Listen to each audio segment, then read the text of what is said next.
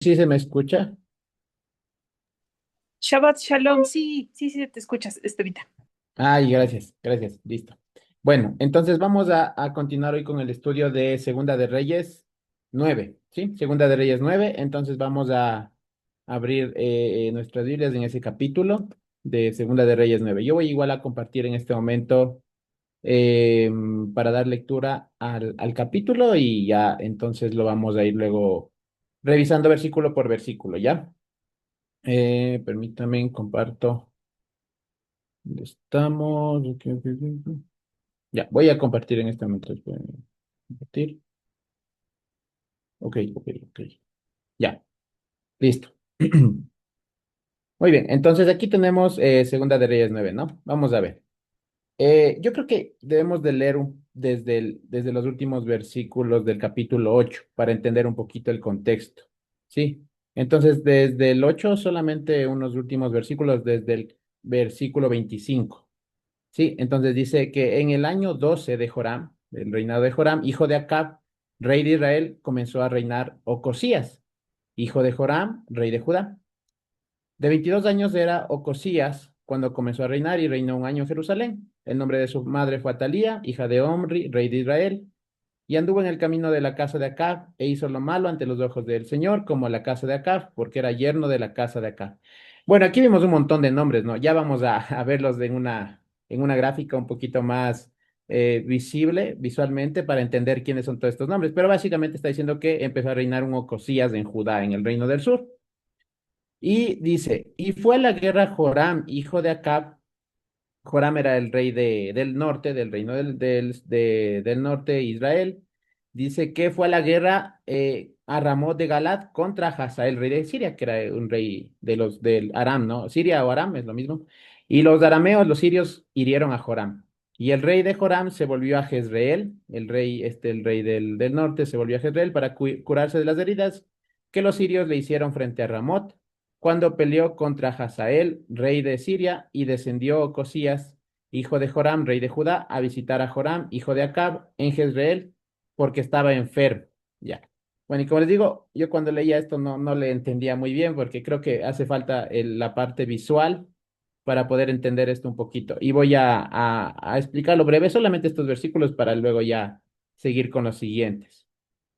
Aquí lo que nos está diciendo es que voy a compartir aquí mi Keynote, una aplicación para ver las presentaciones. Pues se abra. Vamos a ver, se colgó. Ok, ya. Entonces, bueno, lo que se está mencionando es que esto también. Tenemos un rey de la casa del norte, sí, en el reino del norte de Israel.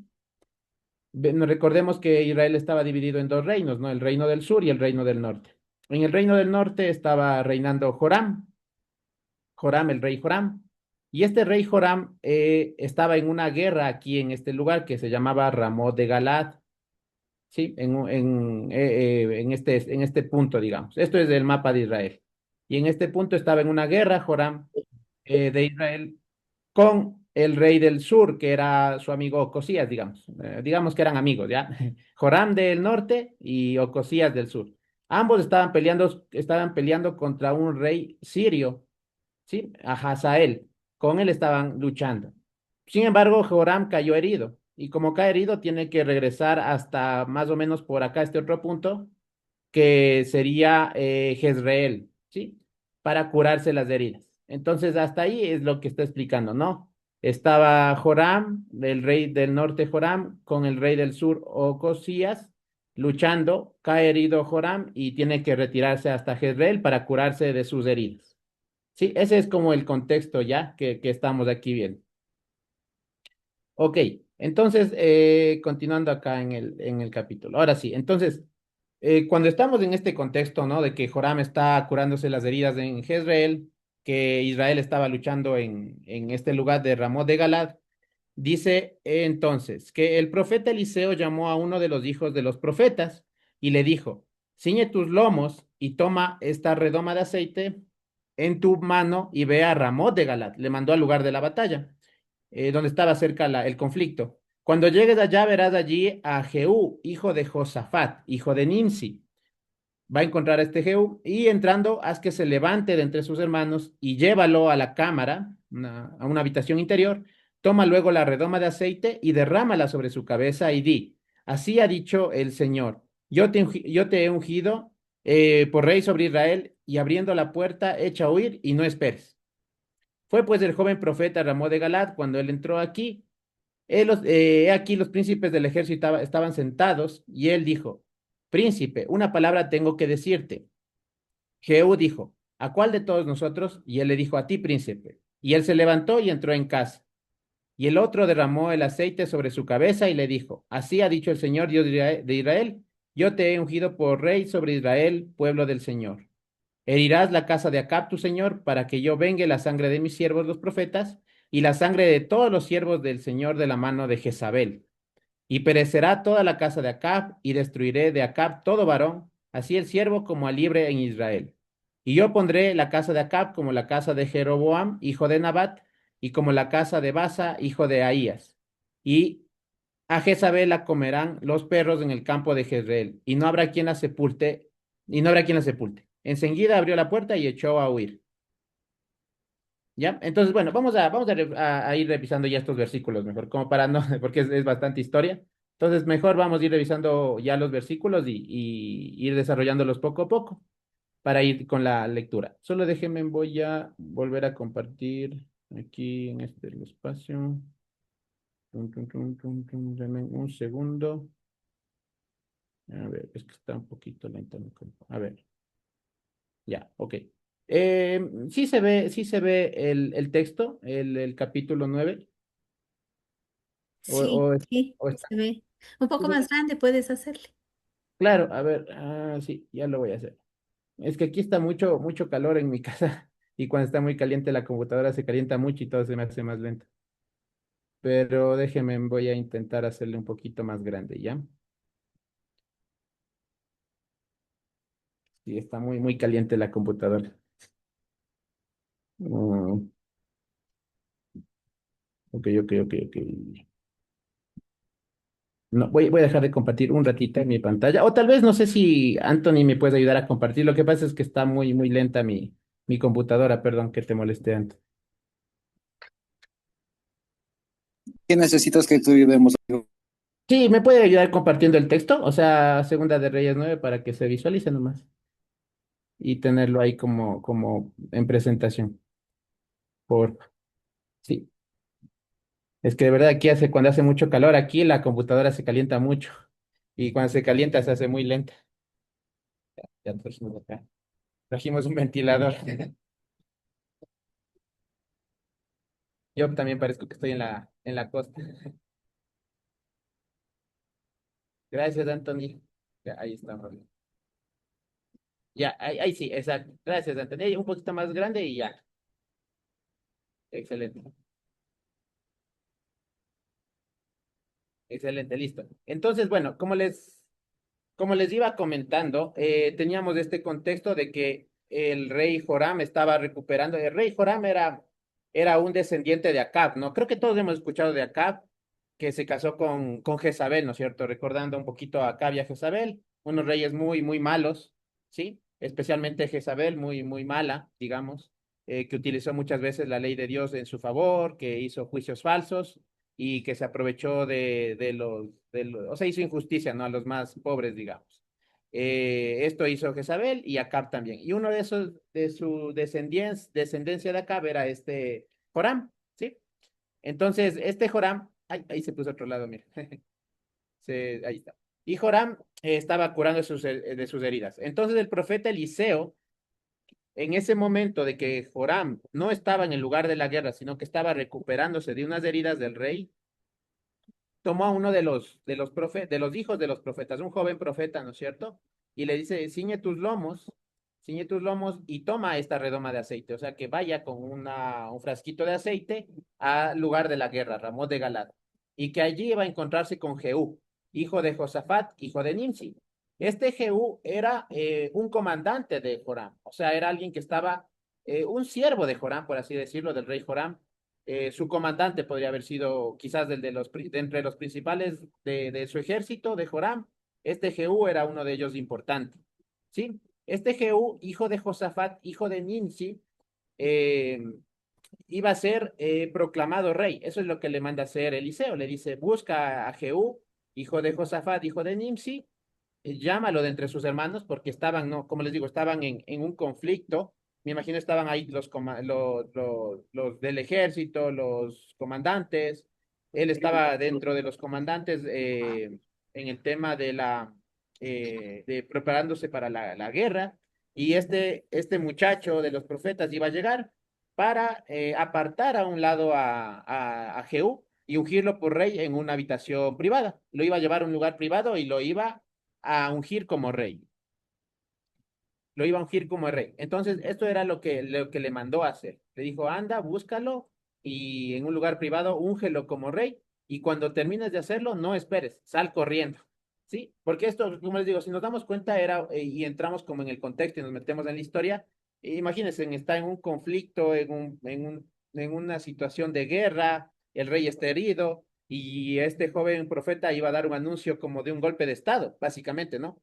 Porque iba a decir, ya no va a ser más el rey Joram, sino que tú, Jehú, vas a ser rey. Entonces, eso vemos que era algo muy, muy, muy delicado. Sí, por eso le dice, apenas termines de dar este anuncio, sal huyendo, no esperes a ver qué pasa. Era metiéndonos en el contexto, ¿no? Un poquito en esa historia. Este capítulo va a ser muy conflictivo, de hecho, vamos a ver muchas muertes y juicios que hay de parte del Señor como tal. Entonces, esto es lo que le dice al profeta, al joven profeta, ¿no?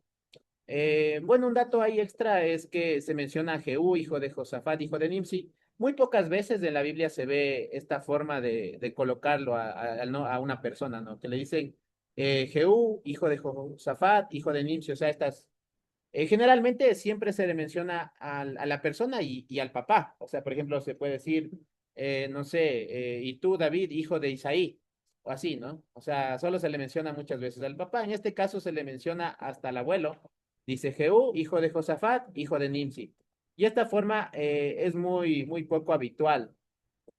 Hay varias opciones de por qué se colocó así. Bueno, quizás porque una opción es porque quizás para no confundirse con otro Josafat, que por ejemplo en Judá había un Josafat, era un rey. Entonces quizás para decir no es del Josafat de Judá, sino que es del Josafat, otro Josafat hijo de Nimsi, posiblemente fue por eso. Otras opciones es que Nimsi es un clan, o sea, sí, como un clan, no una persona, sino un clan. Entonces decir como este Jehú era hijo de Josafat, de los de Nimsi, del grupo de Nimsi, del clan de Nimsi. Es otra opción.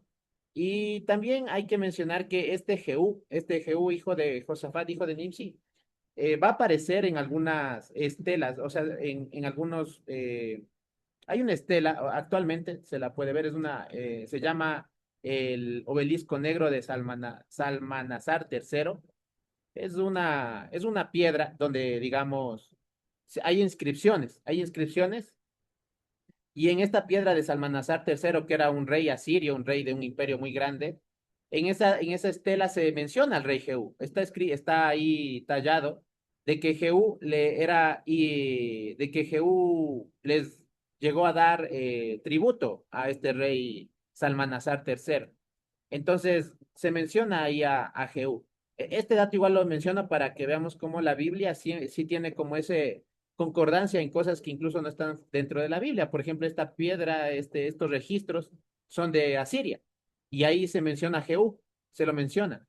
Entonces, a veces no nos pueden decir, no, pero no hay evidencia de la Biblia, no, no, esto todo es falso. Pero en realidad sí hay cosas que nosotros las podemos comprobar en la historia y en la arqueología, como esta mención de Jehú, de este rey de Israel, que se lo menciona en estos registros de Asiria, de otro pueblo diferente al de Israel. Entonces se lo menciona a Jehú también allí. Y bueno, este Jehú al parecer era un comandante importante, ¿no? Entonces en el versículo 4 dice que el joven profeta fue a Ramón de Galat, ¿no? Como fue dicho, Y cuando él entró, he aquí que los príncipes del ejército estaban sentados, ¿no? Como les menciono, estaban ahí todos los comandantes, y él le dijo, comandante, tengo una palabra para decirte. Y Jehú le dijo, ¿a cuál de todos nosotros? Y él le dijo, a ti, comandante. Y él se levantó y entró en una casa, entraron en una habitación privada, y el joven derramó el aceite sobre su cabeza, y le dijo, así ha dicho el Señor Dios de Israel, yo te he ungido por rey sobre Israel, pueblo del Señor. ¿Ya? Entonces ahí le está ungiendo, como les menciono. Y si nosotros nos recordamos un poquito, voy a hacerles de acuerdo de, alguno, de algo que ya leímos en Primera de Reyes, cuando Elías en una ocasión estaba muy abatido porque Jezabel estaba persiguiendo para matarles. ¿Recuerdan cuando estaba muy deprimido y como que ya no quería seguir? Decía, solo yo he quedado, estoy solo, anunciando. Y ahí cuando aparece ese silbido apacible y le muestra el poder de Dios. En esa ocasión que Elías está en ese momento, el Señor le manda a Elías a que unja, le dice, Elías, tú vas a ungir a tres personajes, le manda a ungir. Sí, entonces eso también es muy importante. Quisiera tal vez que lo leamos. Voy a decirles qué versículo para leerlos. Eh, ahorita les digo. Eso está en Primera de Reyes 19. Sí, Primera de Reyes 19. Primera de Reyes 19. Ya, Primera de Reyes 19, en el versículo 15, 15, 15 y 16. Sí, ¿alguien me puede ayudar a leer? Es en Primera de Reyes, el capítulo 19, versículo 15 y 16. Porque esto es importante que leamos, porque ahí ya el Señor le dice a Elías que iba a pasar esto de la unción a Jehú. Entonces sí es importante que lo leamos para ver que ya Dios desde hace tiempo atrás ya tenía previsto esto. Entonces en Primera de Reyes 19, 15 y 16. Sí, ahorita vamos a leer. Ya, gracias.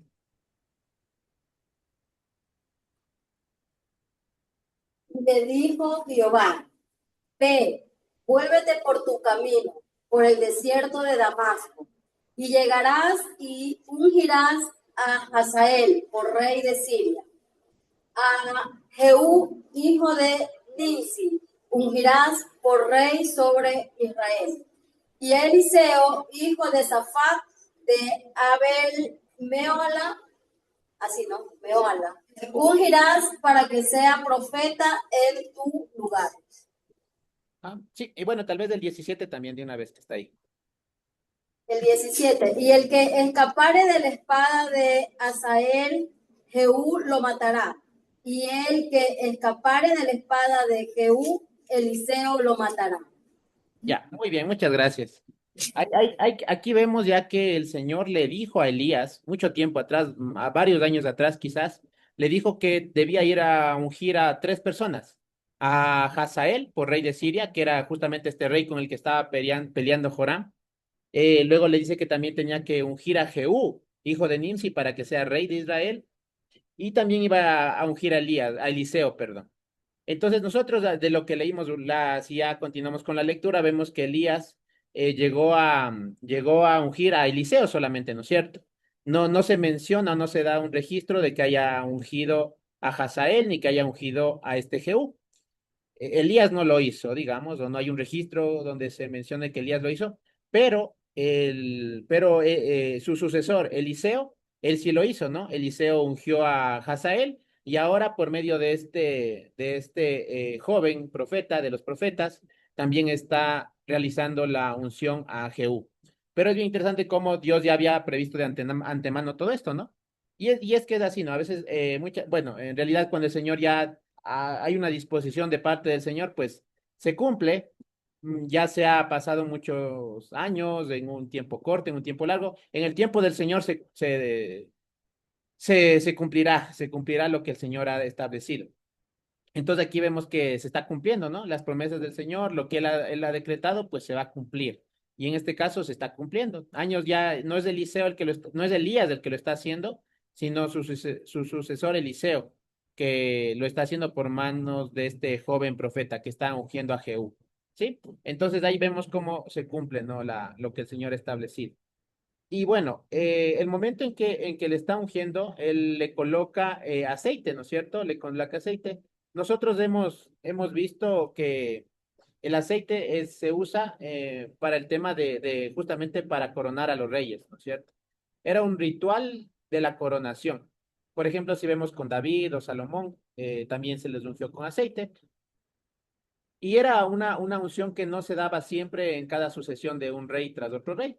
Porque digamos, cuando estaba un rey y le iba a suceder su hijo y luego iba a sucederle el siguiente hijo y así, no se menciona tanto esta unción con aceite.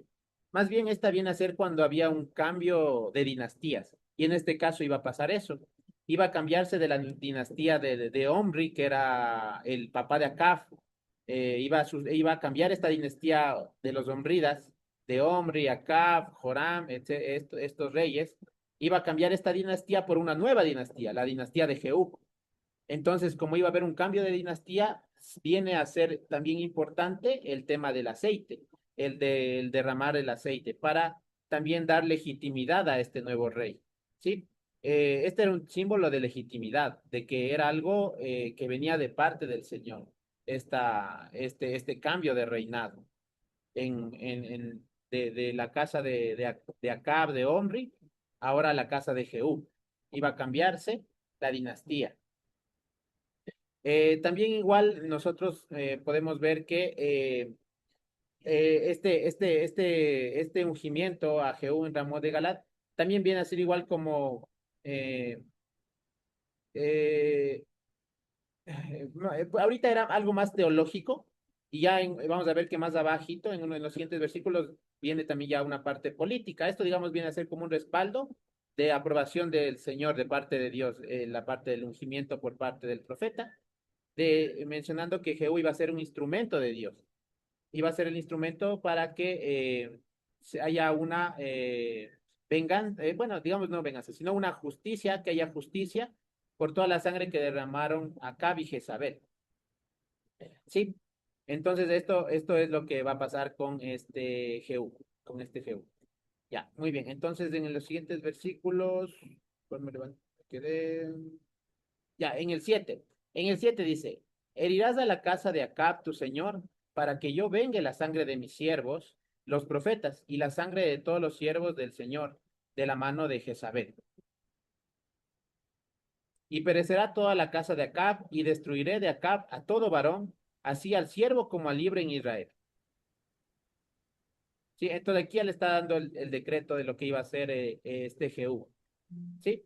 Ahí dice que va a acabar con toda la casa de acá, a todos los varones, ahí dice en una parte al libre y al esclavo. Al final eso, en el final del versículo 8 dice que a todo siervo como al libre. Bueno, esa traducción es una manera de entender esos versículos, pero en hebreo puede decir también que no va a dejar sin escapatoria ni siquiera a los incapacitados o los marginados o abandonados. O sea, cualquiera de la casa de Acab iba a perecer, sin condición. O sea, si tuviera una condición igual marginada o débil, igual iba a perecer. O sea, ni siquiera que los enfermos, prisioneros o desamparados de la casa de Acabia van a escapar. Era un juicio bastante severo, digamos. Sí. Entonces, y esto no era visto como o sea, esto no iba a ser una simple traición, por así decirlo, porque uno puede decir esto es una traición, ¿no? Sino que esto viene a ser como el cumplimiento del juicio, el juicio del Señor, que ya venía dado por Eliseo y Elías. Dios no estaba actuando por capricho en este sentido, sino que era un juicio al pecado y en defensa de los siervos del Señor.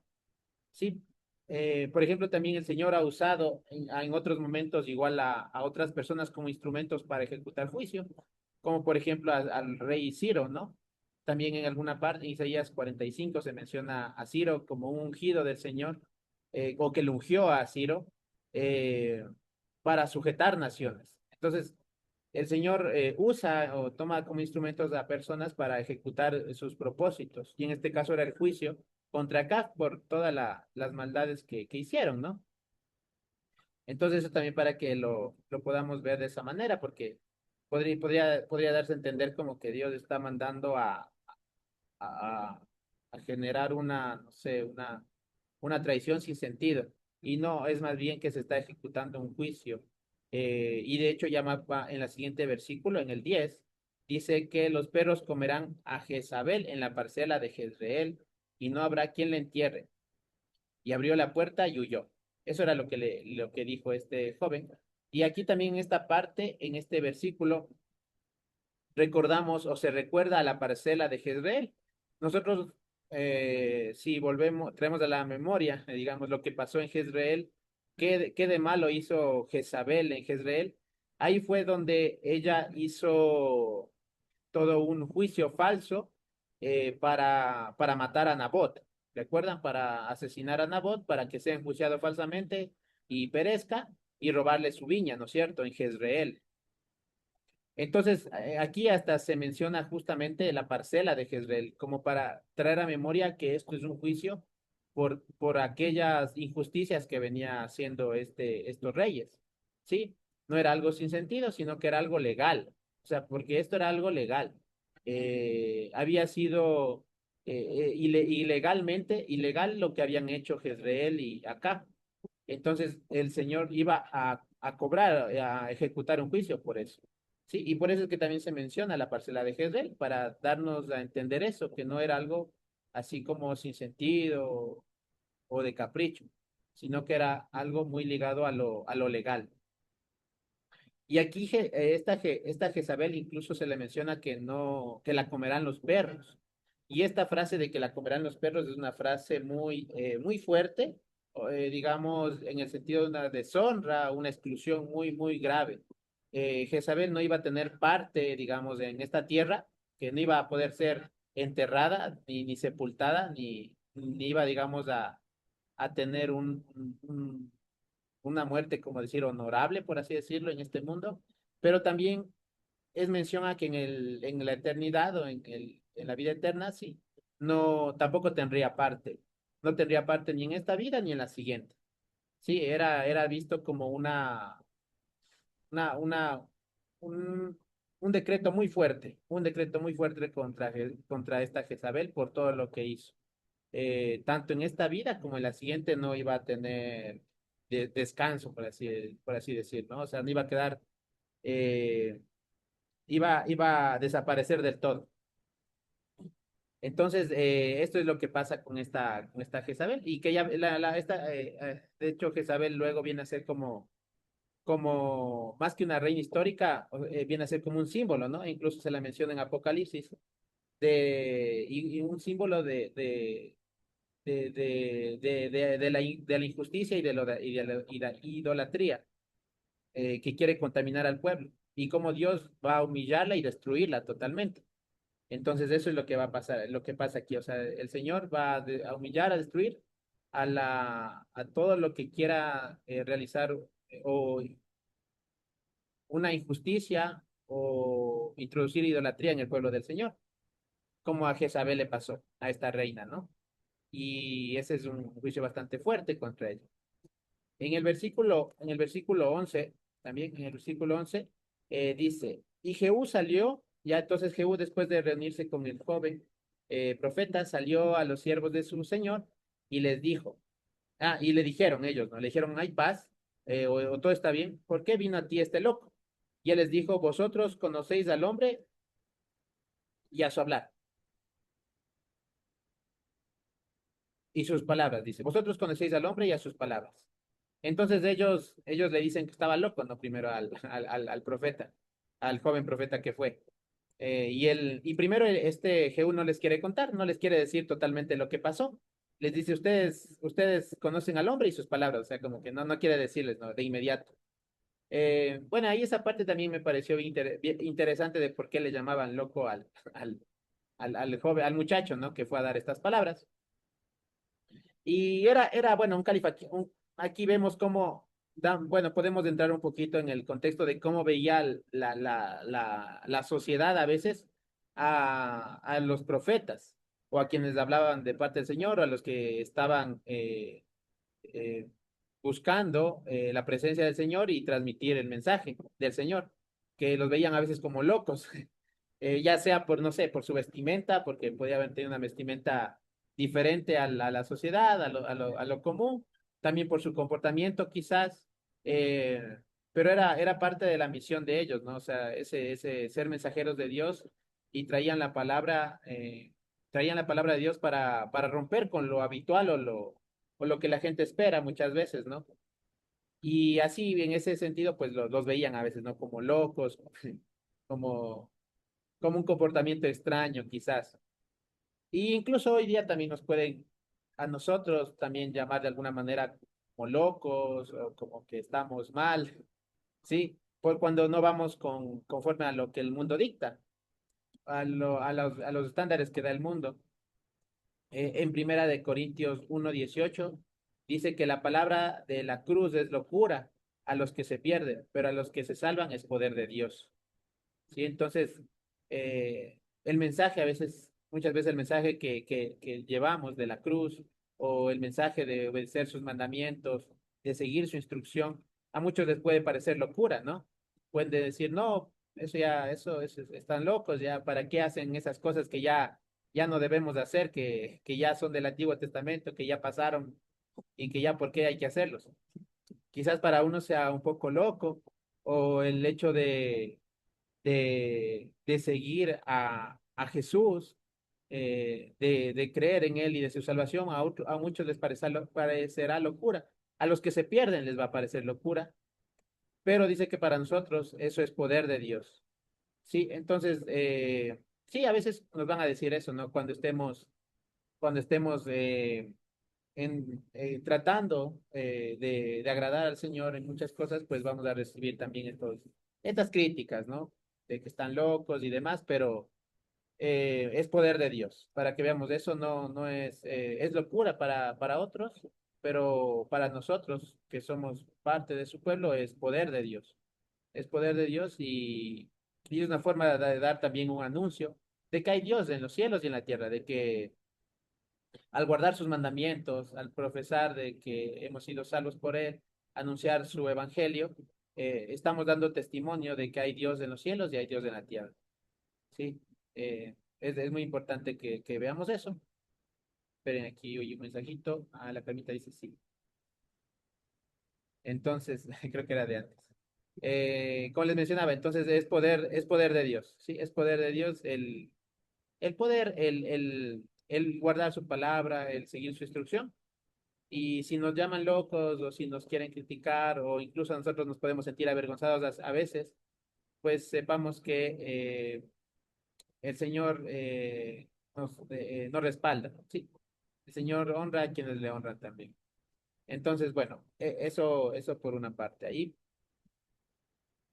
sí. Y claro, vamos con el siguiente versículo. En el 12 dice, y dijeron, mentira, dinos ahora, ¿no? Estos comandantes le dicen, no, no estás mintiendo, dinos qué pasó. Y él les dijo, así y así me habló. Así, a ver, así y así me habló diciendo, así ha dicho el Señor, yo te he ungido por rey sobre Israel. Entonces cada uno tomó apresuradamente su manto y lo puso debajo de Jehú en un trono alto y tocaron corneta y dijeron, Jehú es rey. Entonces aquí ya les cuenta Jehú lo que les había dicho el profeta. Y entonces ellos dicen que se apresuraron, ¿no? Tomaron su manto y lo pusieron debajo de Jehú en un trono alto y tocaron corneta y dijeron, Jehú es rey. Entonces aquí los comandantes, inmediatamente, ¿no? Dicen, bueno, ya eres rey, entonces sacan sus mantos en una señal de honra, de sumisión también, de ponerse como a las órdenes de Jehú, ponen sus mantos ahí dice, lo ponen en un trono alto. Bueno, ahí, también se traduce como en gradas, en las gradas, le ponen los mantos para mostrar su sumisión ante el rey y tocaron corneta. Bueno, ahí se trocaron shofar, ¿no? Recordemos de shofar, el cuernito de carnero. Dice que tocaron ese cuerno de carnero y dijeron, Jehú es rey. Aquí en estos versículos vemos cómo ya es algo de lo que era algo privado, que fue la unción de parte del profeta y de parte de Dios.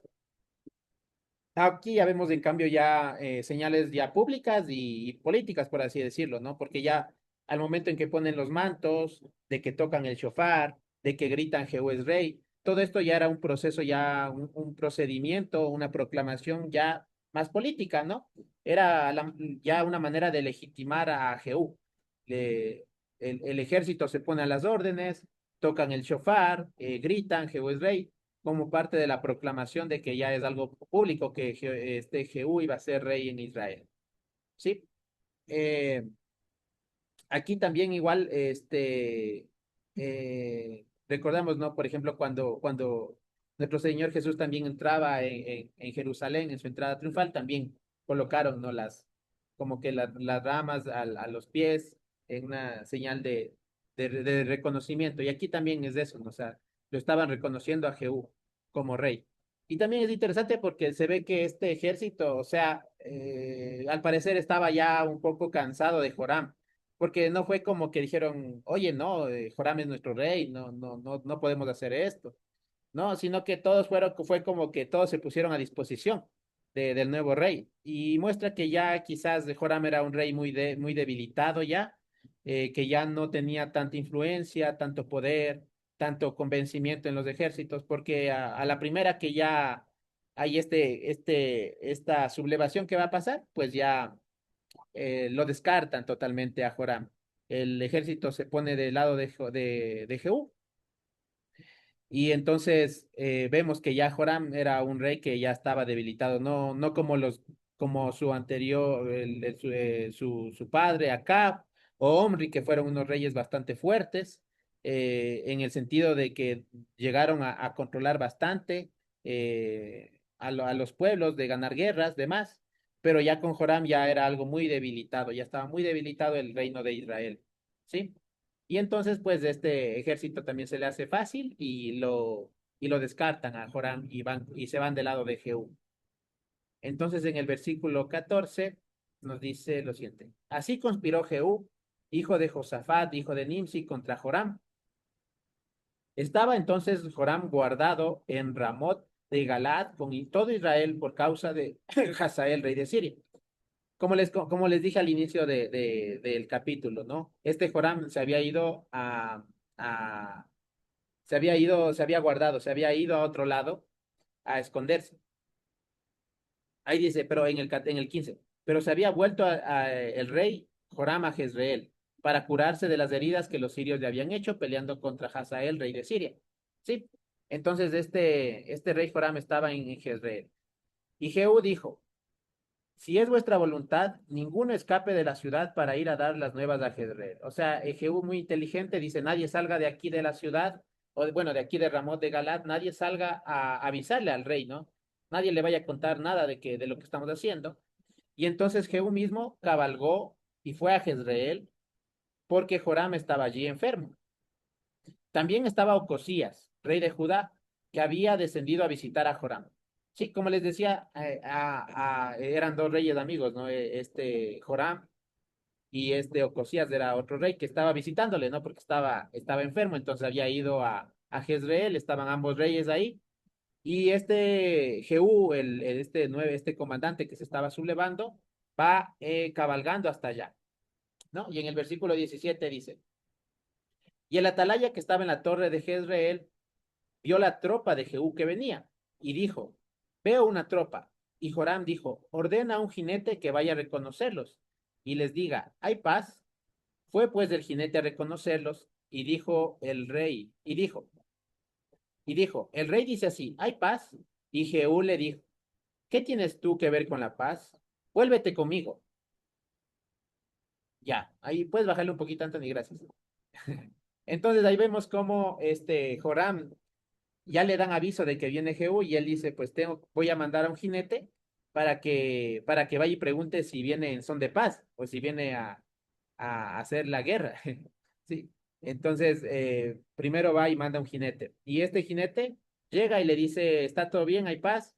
Y Jehú le dice, tú que sabes de la paz, tú que tienes que ver con la paz, mejor únete a nosotros. O sea, hace que el jinete se les una. ¿Sí? Ya, entonces eso pasa. Y después dice que entonces el atalaya, terminando el versículo 18 dice, el atalaya dio luego aviso diciendo, el mensajero llegó hasta ellos y no vuelve. O sea, ahí se quedó, se quedó con ellos. Entonces envió otro jinete, Joram envió otro jinete, el cual llegando a ellos dijo, el rey dice así, ¿hay paz? Y Jehú respondió, ¿qué tienes tú que ver con la paz? Vuélvete conmigo. Y el atalaya volvió a decir, también este llegó a ellos y no vuelve. Y el marchar del que viene es como el marchar de Jehú, hijo de Nimsi, porque viene impetuosamente. Entonces aquí ya este segundo jinete que ya no regresa, eh, el centinela, el atalaya que estaba ahí observando, le dice, no regresa, y el cabalgar del que viene es como el de Jehú, hijo de Nimsi. Sí. Es como el de Jehú, hijo de Nimsi, o sea, viene como impetuosamente. De hecho, ahí también en algunas traducciones dice que él viene conduciendo con locura, ¿no? Viene con un carácter muy agresivo, ¿no? Decidido. Entonces, ya aquí vamos a ver qué va a pasar luego, pero vemos que este Jehú va a cumplir su misión inmediatamente, o sea, lo que el Señor le había dicho por medio del joven profeta que le ungió, Jehú tomó en acción enseguida. O sea, no es como que esperó tiempo para ejecutar lo que le había sido dicho, sino que en ese momento pues ya se puso manos a la obra. O sea, dijo, bueno, si ya voy a ser rey, pues enseguida voy y ya tengo que ir a matar a Joram. Enseguida lo va a ejecutar el juicio este Jehú. Y aquí, desde aquí ya entonces nos va a ayudar este Anthony para continuar con los siguientes versículos.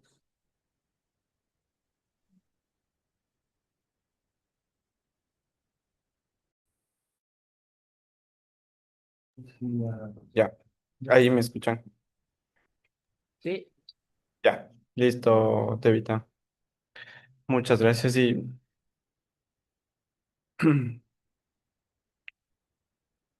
ya, y sí,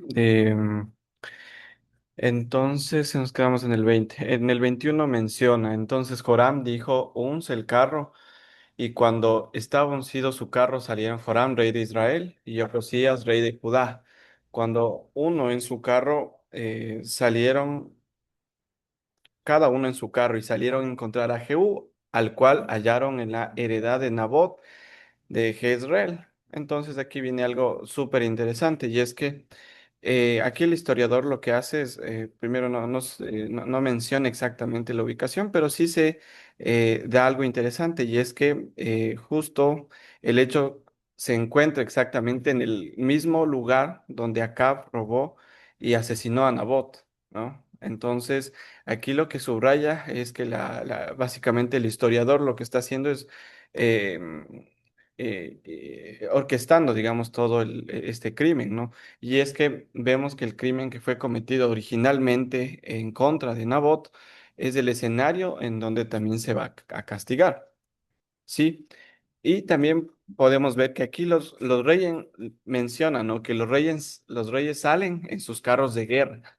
Y aquí vemos que, irónicamente, Jehú, quien era un comandante de estos, de Israel, va a usar las mismas tácticas aprendidas en contra de su propio rey. Y también lo que pasa es que, como veíamos, ¿no? Con Tevitan, la pregunta de Joram, ¿hay paz? Y vemos que aquí Joram pregunta, ¿no? De esta manera, tratando de anticiparse para saber si todo está bien en el frente de batalla. Es la manera como se puede entender. Pero la respuesta aquí de Jehú es interesante y es que él lo que responde es no hay paz, no hay shalom. Es decir, que no hay bienestar ahí en esta situación y sobre todo entendiendo que había mucha idolatría, ¿no? En esta situación. Entonces, es interesante cómo mencionan aquí. Y en el versículo 22 que menciona cuando vio Joram a Jehú y dijo, ¿hay paz, Jehú? Y él respondió, ¿qué paz con las fornicaciones de Jezabel tu madre y sus muchas hechicerías? Entonces Joram volvió las riendas y huyó. Y dijo a Ocosías, traición, traición, Ocosías, básicamente, ya. Y vemos aquí, ¿no es cierto? Primero menciona a Jezabel. Entonces, Jehú no acusa a Jezabel de prostitución como tal, ¿no? Sino más bien eso, más bien debe entenderse que el lenguaje que utiliza aquí es más espiritual, es decir, un adulterio espiritual. Abandonar a Dios por rendir culto. ¿Se acuerdan que mencionaba en los capítulos anteriores que rindieron culto a Baal y a Ser? Entonces, básicamente lo que está reclamando es esto, ¿no? Lo que está mencionando es esto, ¿no? Y la brujería como tal se puede aludir a que tal vez se tenían prácticas de adivinanzas y además de los cultos que probablemente tenían, ¿no? Cómo se puede entender, digamos, en la cultura cananea habían estos cultos de la fertilidad. Entonces, esos son actos de hechicería o brujería, ¿no?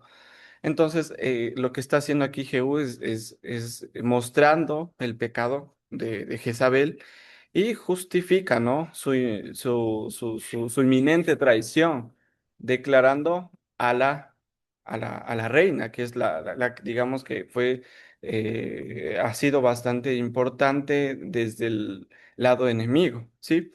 Y por extensión también al rey. Entonces, porque son básicamente en todos estos episodios hemos visto que se han convertido en enemigos del Estado como tal, pero sobre todo de Dios. Entonces, es esta contraposición que tiene, ¿no? Y eso entonces, como les decía, no se entienda como algo pues, de prostitución, más bien se refiere a un adulterio espiritual, que es lo que realmente estaba pasando y que desvió totalmente este linaje. Entonces leemos en el 23 que menciona, entonces Joram volvió las riendas y huyó gritando a Ocosías, traición, Ocosías.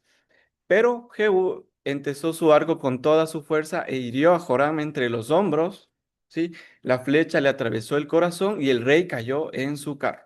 Entonces, aquí en estos dos versículos vemos algo interesante, ¿no? Que primero que aquí donde menciona traición, se puede entender también que hubo un engaño, ¿no?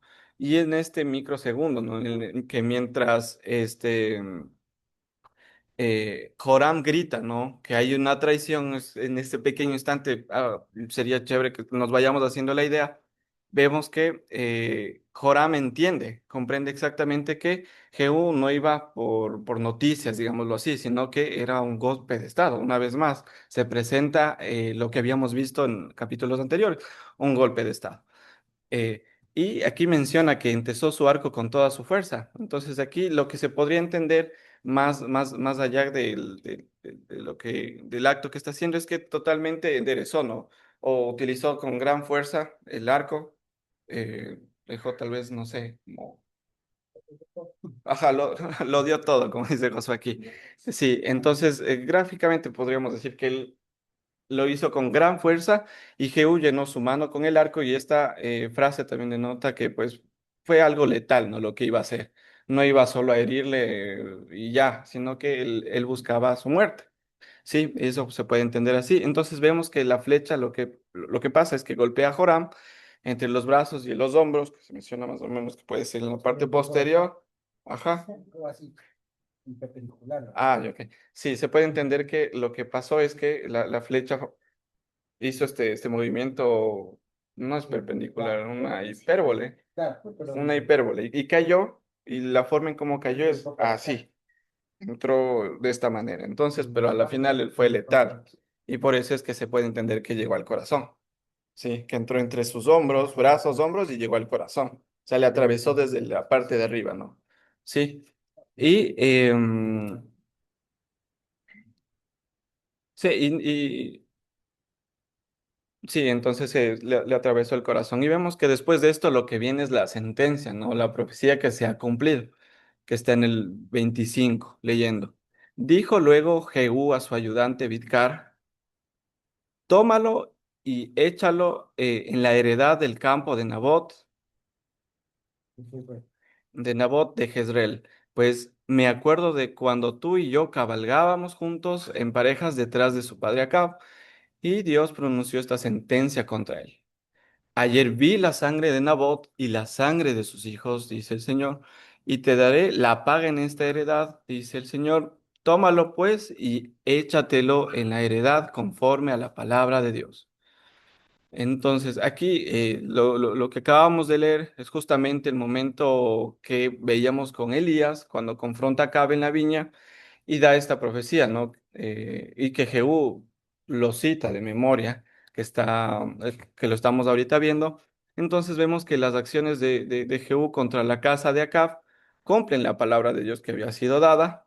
Y de hecho el propio Jehú vemos que expresa esta justificación al menos en tres ocasiones. La primera es la que acabamos de leer entre el versículo 25-26. La otra lo vamos a encontrar en el versículo 36 y 37. Y por último lo encontraríamos incluso en el capítulo 10-19. En estos tres pasajes lo que está expresando Jehú es la justificación del por qué lo está haciendo, ¿no? Y nótese que en cada uno de estos episodios lo que concluye es con una declaración que indica un cumplimiento de la profecía. Nos está dando la profecía, recuerda, y lo está diciendo, aquí se cumplió lo que ya estaba escrito. ¿Sí? Entonces vemos que Jehú revela a Bidkar que ambos fueron testigos personales de ese momento que hablaban de Elías y lo vivieron años atrás. ¿Sí? Y lo que se entiende también es que ellos formaban parte de esta guardia personal y por eso es que ellos estuvieron con Elías. Sí. Entonces, y las traducciones de esto que habla como sentencia, eh, pues es levantar o cargar, es una más bien carga profética, ¿sí? Lo que habla aquí, que la palabra de Dios es vista como un peso hacia uno y que cae sobre el culpable, básicamente, ¿sí? Em, y aquí vemos que también Jehú cita a Dios diciendo, vi la sangre de Nabot y la sangre de sus hijos. Y si vamos a Primera de Reyes 21, vemos que en la narrativa solo se menciona el asesinato de Nabot, no se menciona nada de que mataron a sus hijos. Entonces aquí se revela un poco más de la historia de que no solo fue contra Nabot, sino contra su descendencia. Sí, entonces y este pasaje no solo es un dato histórico malo, digamos, oscuro y crucial, sino que aquí lo que se puede encontrar en el antiguo Israel es que, confirmado esto por algunos historiadores, es que para que la corona de acá pudiera expropiar la tierra de Nabot, lo que tenía que pasar legalmente es que tenía que matar a toda su descendencia. Y por eso tiene sentido que él ocupó sus tierras. ¿Sí? Ya. Entonces, bueno, eso con ese pasaje. Entonces vemos que aquí Jehú actúa, pero vemos que lo que está aquí orquestando es Dios, ¿no? ¿Quién es el que está dirigiendo todo esto? Y en la historia, vemos en la Biblia, el profeta anuncia el plan y vemos que el ser humano es el que lo ejecuta, ¿no? Como decía Estevita, en este caso no necesariamente fue Elías el que ejecutó todo esto, sino Eliseo. Sí, de todas maneras, lo importante es reconocer aquí que siempre la palabra de Dios se cumple. Sí, Em, eso. Entonces, pasando al siguiente versículo, vemos que, en cambio, aquí, ¿qué pasa? Ya viene la huida de Ocosías. Al ver esto, lo que seguramente pasó es que él quiso huir, ¿no? Rápidamente. Entonces vemos que está escrito, al ver esto, Ocosías, rey de Judá, huyó por el camino de la casa del huerto, pero Jehú lo persiguió y dijo, mátenlo a él, también en el carro. Y lo hirieron a la subida de Gur, junto a Ibleam. Sí. Ocosías huyó a Megiddo y allí murió. Entonces, aquí vemos, ¿no? Que Ocosías se da cuenta básicamente del golpe de estado que está pasando y lo que hace es intentar escapar al sur, a Jerusalén. Ajá. Entonces aquí menciona, ¿no? Que usa la ruta de Bet Hagán, que es la casa del huerto, y hoy incluso se identifica como la ciudad palestina de Jenin. Sí. Entonces, y para ver estas rutas, me gustaría aquí compartirles unos mapas que encontré. Ya, ahí se ve. Sí, ahí. Eso ahí se ve. Ya, entonces aquí vemos que Eliseo, Elías y Eliseo. Entonces, aquí vemos la muerte de los tsunamitas. Eh, ¿Dónde está? Se me perdió. Entonces estoy compartiendo justo el mapa. Porque también tengo este mapa de aquí. Este de aquí. Ya. Entonces aquí está la ruta de Jehú. Sí, vemos que Jehú mata a Joram aquí en Jezreel. Sí, y lo que hace Ocosías, ¿dónde está eso? Ah, ya. Ajacías. Aquí donde dice Ajacías es Ocosías, sí, es verdad. Ya, entonces aquí vemos la ruta que él tomó, ¿no? Que de aquí huyó a Megiddo, dice, ¿no? Pero aquí es donde fallece. Y eso es lo que relata. Ajá, esa es la ruta, ¿no? Lo que está en rojo. Sí, la ruta que está en rojo es de Ocosías, la ruta que él tomó y cómo huyó y a la final lo mataron aquí en Megiddo. Sí. Y aquí también, si no estoy mal, aquí es Jehú es donde es coronado, ¿no? Ungido como rey. Aquí. Ajá. Por Eliseo. Ajá. A Jezreel va, mata a Joram y de aquí ahí le a Megiddo y en Megiddo muere. Ya. Entonces Jehú sigue su ruta a Samaria, donde va a matar a Jezabel. Sí. Listo. Entonces eso es lo que...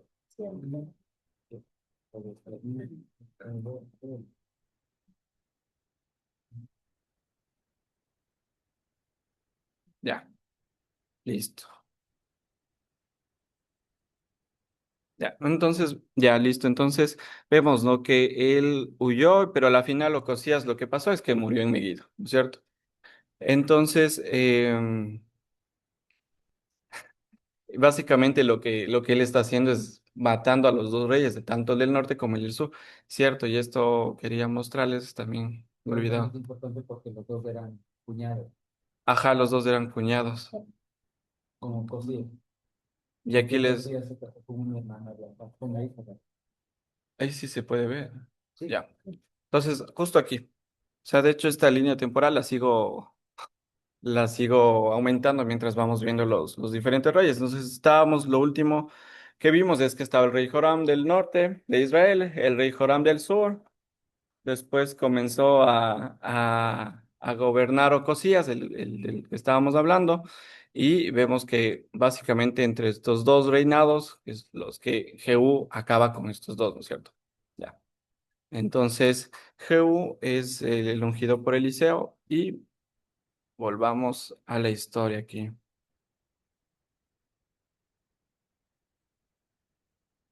Eso ahí. Ya, ya. Listo. Entonces, aquí algo importante a resaltar. Más grande. Algo súper importante también a resaltar es que, o sea, ya analicemos la situación, ¿no es cierto? El Jehú mata a los dos reinos, ¿sí? A los dos reyes. Sí, a los dos reyes, tanto el rey del norte como el del sur, pero eh, también vemos que lo que podría pasar es que hay una implicación política aquí porque también está matando al del sur. Y recordaban que tampoco es que tenían una buena relación norte y sur. Ahorita los dos reyes coincidieron porque eran familia, pero antes de eso no había una buena relación, ¿no es cierto? Entonces aquí vemos que igual de todas maneras Jehú lo que hace es destruir lo que habían en un momento, en algún momento, tal vez hubo un tratado de paz, ¿no? Entre los dos, por eso había esta conciliación, pero aquí se acabó nuevamente, ¿sí? Y lo que sigue a continuación es, siguiente versículo 28 dice, sus siervos los llevaron en un carro a Jerusalén y los sepultaron con sus padres en su sepulcro en la ciudad de David. Entonces, aquí básicamente lo que pasa es que si comparamos este versículo con el destino de Joram, cuyo cadáver fue, en cambio, el de él fue arrojado a un campo para que se pudriera básicamente y no hubo sepultura ahí. Entonces, lo que notamos aquí es un fuerte contraste teológico, ¿sí? Y esto es algo bastante típico de un deuteronomista, porque se menciona de esta manera, y es que a pesar de que Ocosías merecía la muerte por su alianza, ¿no? con la casa de Acab, él pertenecía a la dinastía de David. Entonces, vemos que lo que el texto recalca aquí es cómo le sepultan en la ciudad de David, ¿no? Y en el antiguo Israel también se puede entender que el mayor deshonor era quedar sin sepultura, básicamente. Y al permitir que sus siervos lo lleven a Jerusalén para ser enterrado en las tumbas reales, aquí lo que nos quiere decir el autor bíblico de todo esto es que Dios aún preserva una medida de, digamos, de dignidad, digamos, hacia la casa de David. Y es por eso que permite el entierro la ceremonia como debía ser hacia el Ocosías. Eh, entonces vemos que no pasó lo mismo con el Reino del Norte. Entonces aquí ya hay de parte de Dios, ¿no es cierto?, una intervención. ¿Sí? Y lo que pasa en el versículo 29 menciona, y es que Ocosías había comenzado a reinar sobre Judá en el 11º año de Joram, hijo de Acab. Y aquí, básicamente, si es que los ponemos a contar así cronológicamente qué es lo que está pasando, porque en Segunda de Reyes 8, en cambio, menciona que Ocosías comenzó a reinar en el 12º año de Joram de Israel, pero aquí en este pasaje dice en el 11º. Entonces, básicamente esto podremos explicarlo como lo comentó algún momento Estevita, que decía que hay dos formas de contar, básicamente un reinado. El reinado se puede contar desde que inicias, desde el primer momento en que inicias, como el primer año, o transcurre el primer año, se acaba y ahí recién cumples el primer año. Entonces, esas son dos formas de contar. Entonces, eso de esa manera se puede explicar por qué los dos textos varían. Y de hecho, esto es una confirmación de que es real lo que se está escribiendo. Si no, solo se puede entender de esta manera, ¿sí? Y también aquí hay algo importantísimo, y es que el autor de aquí de Crónicas, enfocado más en el Reino del Sur, cuando ya se escribe Crónicas, relata este mismo evento, pero más bien está centrado en Ocosías, o sea, no tanto en el Reino del Norte. Y Crónicas aquí aporta unos relatos diferentes que Ocosías intentó esconderse en Samaria antes de ser llevado ante Jehú y ejecutado. Entonces, afirmando que su perdición fue un designio de Dios por haber ido a visitar a Joram. Entonces, eso es lo único que cambia, digamos, y nos dan estos otros detalles que pudo haber pasado, ¿no? Y en la narrativa de Segunda de Reyes, el capítulo 9 y el 10, vemos que lo que se presenta es a Jehú como el instrumento de Dios, ¿no? De la justicia divina, destacado por su celo por básicamente para erradicar toda la idolatría, todo lo que estaba pasando en ese momento y también vengar la sangre de Nabot. Y de hecho es interesante este pasaje porque el autor aquí lo que hace es no emitir algún juicio sobre la violencia que estaba haciendo, digamos, Jehú. Eh, y de hecho ya vamos a ver que esta situación aquí en el capítulo 9 de alguna manera se justifica, ¿no? Como Jehú, y el deuteronomista lo que hace es justificar en su momento y decir, bueno, Jehú lo que estaba haciendo es cumpliendo su la profecía, algo que Dios había dispuesto. Sin embargo, ya vamos a ver más adelante que en Oseas esto más bien es recriminado y se resalta, ¿no? Que la violencia con la que actuó Jehú no era la correcta, ¿sí? Entonces, pero hasta el momento vemos que todavía no es así tan violento hasta el capítulo siguiente, que ahí sí vamos a ver qué es lo que pasa y cómo es que actúa Jehú ante pues, las profecías que habían sido dadas y la manera en cómo ejecuta también, ¿sí? Entonces ya lo último es que, ¿qué pasa en los últimos pasajes? Y es que aquí vemos que ya interviene ya la historia de Jezabel, esta famosa reina que ha sido, exacto, que ha sido vista como pecado, ¿no? Para su pueblo. Entonces dice en el Segunda de Reyes 9:30, dice, vino después Jehú a Jezreel, cuando Jezreel oyó, se pintó los ojos con antimonio. eh, ahí, ya. Con antimonio adornó su cabeza y se asomó a una ventana. Cuando Jehú entraba por la puerta, ella dijo, ¿hubo paz para Simri, el asesino de su señor? Entonces aquí vemos primerito, ajá, que lo que a ver, hay dos formas de entender esto, ¿no? Y lo que se entendía inicialmente es que, por ejemplo, cuando Jezabel menciona aquí que se pintó y se adornó, en lo que se cree, por un lado, es que lo que quería ella hacer era un intento desesperado por seducir a Jehú. Se puede entender de esa manera, ¿sí? Ahora, hay otra manera de entenderlo, que sí, hay otra manera de entenderlo y que dice que antimonio, que básicamente, como decía Josué, que es algo para ponerse en los ojos, algo negro, principalmente, hay que entender también el contexto y es que en el antiguo Oriente el maquillaje era elaborado eh, no como un atractivo sexual, como lo vemos ahora, sino más bien como un símbolo de poder, sí, y de realeza. Entonces, Jezabel aquí, sí, eh, ya. Jezabel aquí más bien sabe que ella va a morir y al maquillarse y vestirse con sus galas reales y asomarse, sobre todo como dice que se asoma por la ventana, ella lo que está asumiendo es una postura de una reina indomable, con poder, ¿sí? Además, evoca un conocido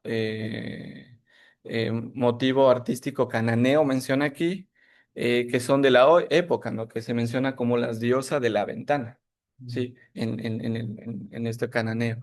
Reclamando su autoridad, básicamente, a pesar de que ella sabía que tal vez ya iba a morir, ¿no? Y cuando ella pregunta, ¿hubo paz? ¿Hubo shalom para Simri? Lo que está haciendo no sé si como sátira, tal vez. Ajá, recordando un poco la historia, ¿no? Que había pasado con Simri, que fue un comandante que dio un golpe de estado y asesinó a su rey. Y se acuerdan que Simri fue el que gobernó solo 7 días. Ajá, fue el que gobernó solo 7 días. Entonces, de alguna manera le está comparando con él, ¿no? Así, bueno, ya hiciste tu jugada, así como Simri, ¿ya?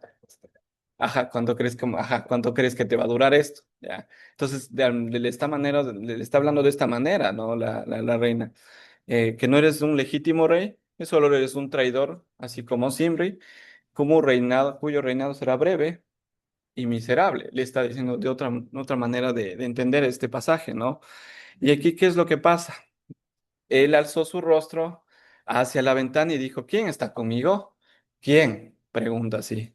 Y se asomaron 2 o 3 eunucos, entonces él les dijo, échenle abajo. Sí. Entonces ellos le echaron abajo y parte de su sangre salpicó en la pared y en los caballos y él, ¿qué hizo? La pisoteó. Sí. Entonces, ajá, los eunucos exactamente son la corte oficial de la reina. Y lo que, exacto, y lo que está pasando aquí es que están traicionando a su propia reina y lo que seguramente sintieron es terror, miedo. Y por eso ellos traicionan y lo que hacen es traicionar, sí, le empujan de ahí. Sí. Exactamente, sí, con esto se cumple también la profecía. Y aquí algo interesante, y es que en Medio Oriente pisotear a un enemigo caído con los caballos, o en este caso como se menciona aquí, es una expresión de victoria total, sí, de parte del quien ha matado, ¿no? A la reina en este caso. Y lo que podemos ver aquí también es que lo que alguna vez fue la mujer más temida de Israel, ahora es literalmente todo lo contrario. Está incluso debajo de lo que los caballos, ¿no?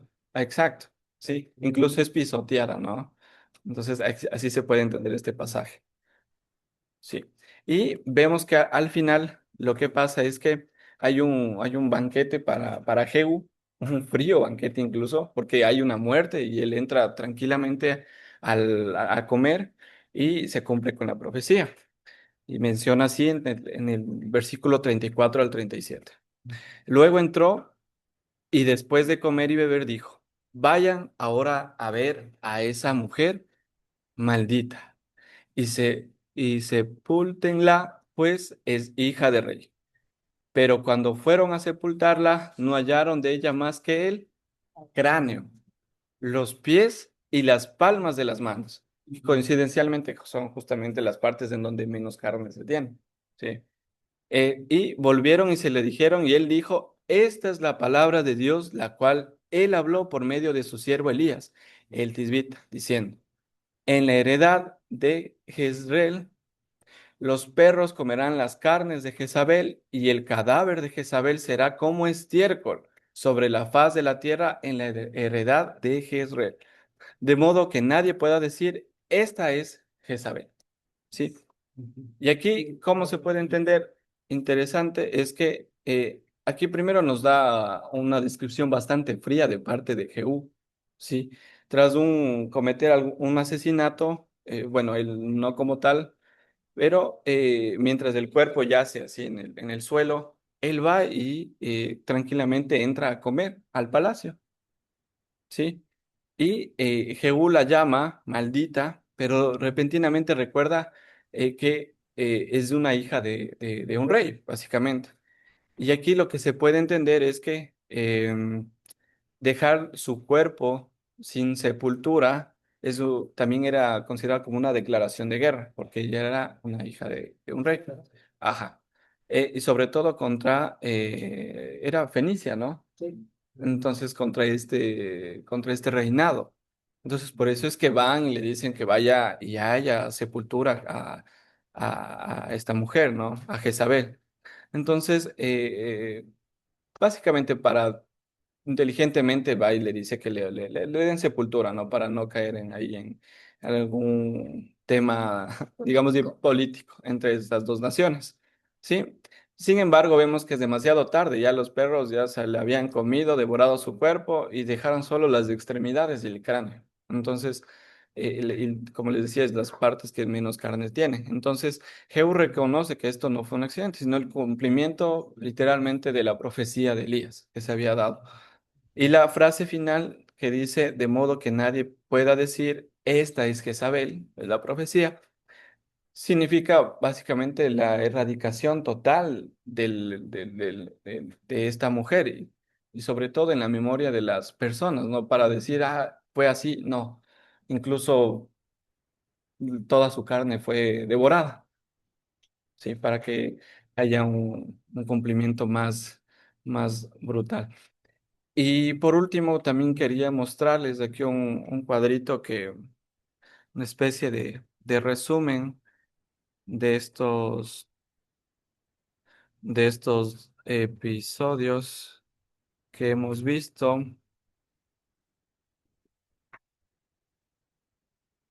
Sí, aquí está. Entonces vemos que aquí está el reino del norte, Israel, el reino del sur, Judá, Aram, Damasco, Siria, como también se le puede conocer. En primer lugar se da este preludio antes del 841 antes de Cristo, que el rey Joram hay una época de hambruna, Eliseo protege a la tsunamita fiel, Al mismo tiempo vemos que el rey Joram está casado con el del sur, está casado con Atalía, hija de Acab. Edom se rebela y se independiza.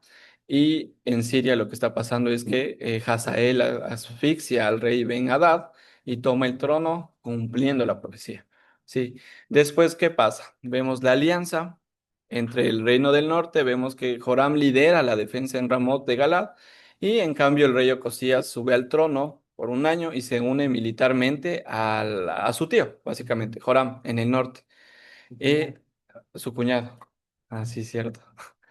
Aquí voy a corregir esto, su cuñado. Ya. ¿Y qué pasa aquí? Hazael, en cambio, ataca ferozmente a esta coalición que habían tenido, ¿sí? Donde se conoce ahora como Transjordania, menciona aquí, ¿sí? El punto crítico, vemos que Joram es herido en batalla y huye a su palacio en Jezreel. Ocosías desciende a Jezreel para visitar a su cuñado, mientras vemos que hay un bloqueo del ejército hacia el ejército hebreo, sí, en este lugar. Y por último vemos el golpe, ¿no? Que es la purga sangrienta, que Jehú es ungido, asesina a Joram y a Jezabel, y con eso es el fin de la dinastía. En cambio, ¿cuál es el daño colateral? Que lo puse así, es que Ocosías, en cambio, es alcanzado en su ida y muere también en Megiddo, como se mencionaba. Y por último vemos que Hazael en Damasco, en Siria, queda libre para expandirse ante el vacío de poder. ¿Sí? Y esto es lo que, en resumen, está pasando históricamente en este contexto, en esta situación. Y por eso se da todo, ¿no? Y a continuación, como les decía, en el capítulo 10 vamos a ver, en cambio, cómo es la forma de actuar de Jehú, que en primera instancia está justificada por el deuteronomista que escribe estos pasajes de Reyes, pero después vamos a ver que más adelante en el libro de Oseas vemos que en realidad no estaba tan justificada la forma en cómo actúa él. Sí, sí, se le pasó la mano. Listo. Eso con el estudio del día de hoy. Tal vez alguna duda, pregunta, sugerencia, comentario.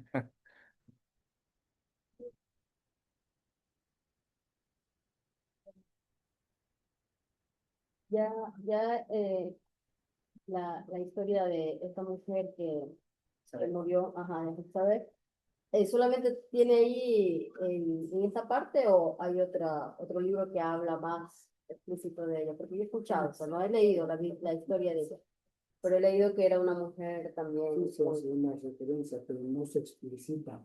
Ah, Sí, Jezabel, aquí Jezabel hablando, ¿qué tal? Espero que me ponga acá. Jezabel aparece en Primero de Reyes, en el libro de Primero de Reyes, y ok. se le menciona justamente como una reina, digamos, administrativamente buena, junto con Acab, el esposo, que hicieron, de hecho, eso lo veíamos con los hermanos, en el reino de Acab y Jezabel hubo un boom del reino de Israel, en realidad, a pesar de que la Biblia les presenta como alguien, como un reino pecador y malo. En realidad fue un reino que fue muy bueno. O sea, administrativamente se fortalecieron, tuvieron alianzas con muchos reyes, o sea, fue un reino muy, muy fuerte. Pero ¿cuál fue el problema? Que esta reina Jezabel se sabe por otros datos históricos que era hija de un sacerdote sirio que se rebeló y llegó a ser rey, fenicio, y era hija de un sacerdote. Entonces, como hija de un sacerdote, ahora llega a ser reina de Israel. Claro. Entonces, lo que hizo fue instaurar el culto a Baal y a Aser, ¿no? Entonces, claro, el tema es que, ¿de qué se le achaca a ella? Y aparece incluso en Apocalipsis, incluso para que vean, es una de esos personajes que causó, o sea, que fue tan impactante, que tanto daño, digamos, hizo, que incluso se le recuerda, fíjate, que en el Apocalipsis, ¿no? Diciéndole, no me acuerdo en qué iglesia es, que se le menciona, que se le dice justamente, tengo todo, pero tienes esa mujer Jezabel. Tengo a esta mujer Jezabel, no me acuerdo. Véanle de pronto. Exacto, ahí está. ¿Cuál es? Dice, ahí está, Apocalipsis, perdón. Solamente en el Apocalipsis 2:18, a Tiatira. ¿No? Le dice, escribe al ángel que está en Tiatira. Y en el 19 le dice, en el 2:19 de Apocalipsis dice, yo conozco tus obras y amor y fe y servicio y tu paciencia y que tus obras postreras son más que las primeras, pero tengo unas pocas cosas contra ti, que toleras que esa mujer Jezabel, que se dice profetiza, enseñe y seduzca a mis siervos a fornicar y a comer cosas sacrificadas a los ídolos. Y le he dado tiempo para que se arrepienta, pero no quiere arrepentirse de su fornicación. Fíjense que es justamente de lo que de lo que se le acusa acá. ¿Ya? De su fornicación, me perdí. Ya, en el 22. He aquí yo le arrojo en cama y en gran tribulación a los que con ella adulteran, si no se arrepienten de las obras de ella. Y a sus hijos heriré de muerte, y todas las iglesias sabrán que yo soy el que escudriña la mente y el corazón, y les daré a cada uno según sus obras. Pero a ustedes, los demás que están en Tiatira, y a cuantos no tienen esa doctrina y no han conocido lo que ellos llaman las profundidades de Satanás, yo les digo, no les impondré otra carga, pero lo que tienen, reténganlo hasta que yo venga. Al que venciere y guardare mis obras hasta el fin, yo le daré autoridad sobre las naciones. En fin, entonces, ¿qué es lo que pasa? Fíjense ustedes que este personaje Jezabel fue una persona que caló mucho en la cultura, o sea, en el ideario judío, digamos, israelita de la época. Es más o menos como nosotros hablar de García Moreno. O sea, explico, un personaje que ya murió hace, pero si yo les digo García Moreno, ¿se acuerdan de una persona que hizo daño, de alguien malo? ¿Ya? O como que si de aquí nuestras generaciones siguieran hablando del presidente que estuvo hace unos cuantos años. O sea, siguen hablando, entonces tal, y se le recuerda, o sea, fue una persona que y fíjense que más o menos con eso, ¿no? Y de hecho García Moreno también hizo un montón de obras, o sea, administrativamente fue buen presidente, pero digamos, se fue en contra de la moral de la gente, ¿ya? Entonces, eso pasó con Jezabel. Eso pasó con Jezabel, se muere finalmente y hay una profecía, y la profecía justamente, y es una persona que fíjense que sobrevive mucho tiempo porque ella subió con Acab, que Acab era hijo de Omri, que de hecho Omri fue el que le mató a Simri, al que ella menciona.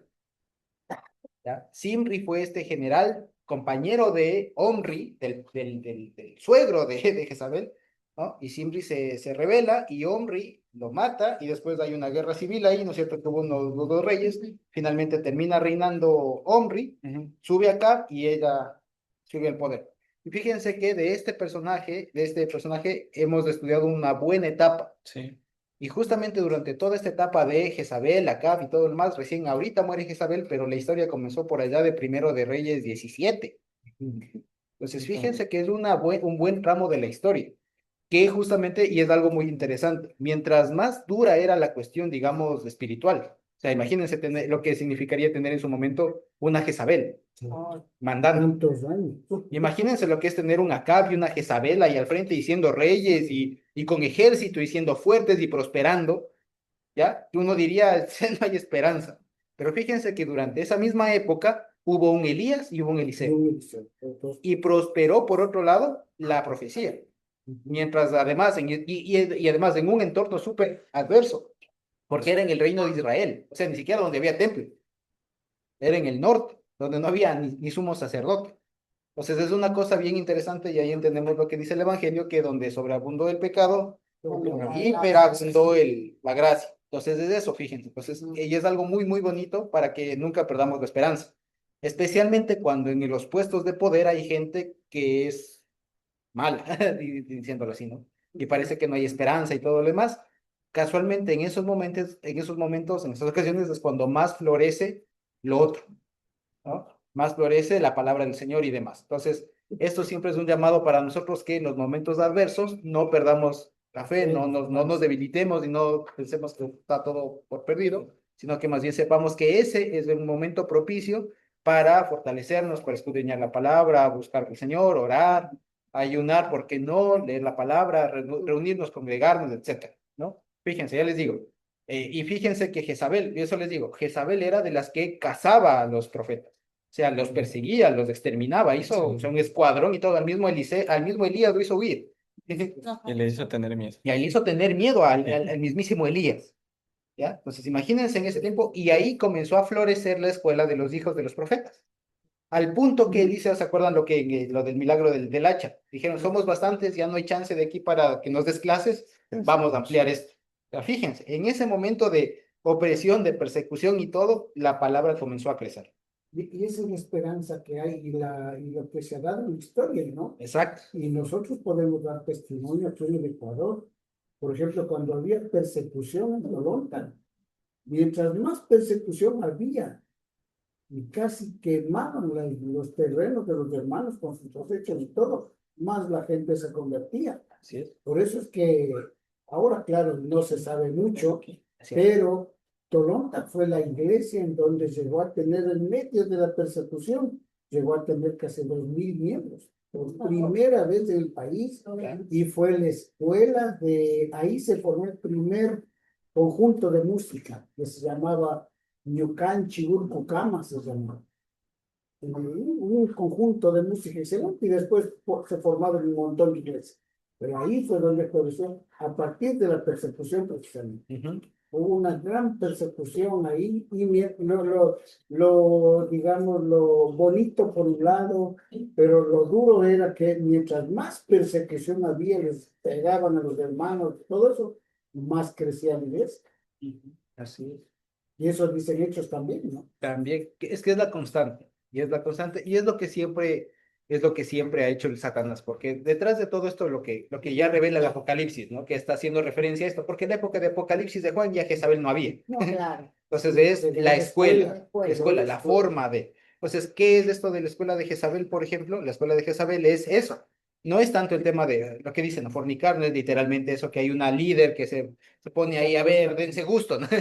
No, sino es una persona que mezcla las ideologías, que viene de lejos, descendiente de una escuela, de una religión ajena, y viene con eso, y no es que lo impone, no es que cambia, ¿no? No es que dice, a ver, ustedes van a dejar de ser cristianos, ahora van a ser árabes. No, sino que dice, ustedes son cristianos, yo también. Y a través del yo también comienza a meter un montón de cosas y tal. Entonces ahí se filtra y hacen una mezcla de todo. Contaminar. Ese es el tema de Jezabel. Y que lo hace además desde el poder. Ese es el asunto. Entonces no es solamente una persona y alguna loquita, como decimos, no, del barrio que anda gritando y no, es una persona que está en el poder, que tiene autoridad y que desde la autoridad comienza a enseñar mal, a socavar y a confundir. Ese es el asunto. O sea, era mala y además, pero muy inteligente.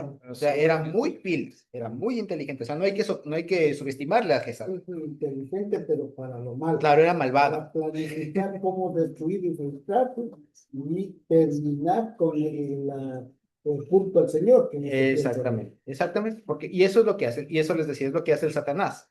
Porque ahora, por ejemplo, no vamos a ver una Jezabel, una reina, una presidenta, digan ustedes. No.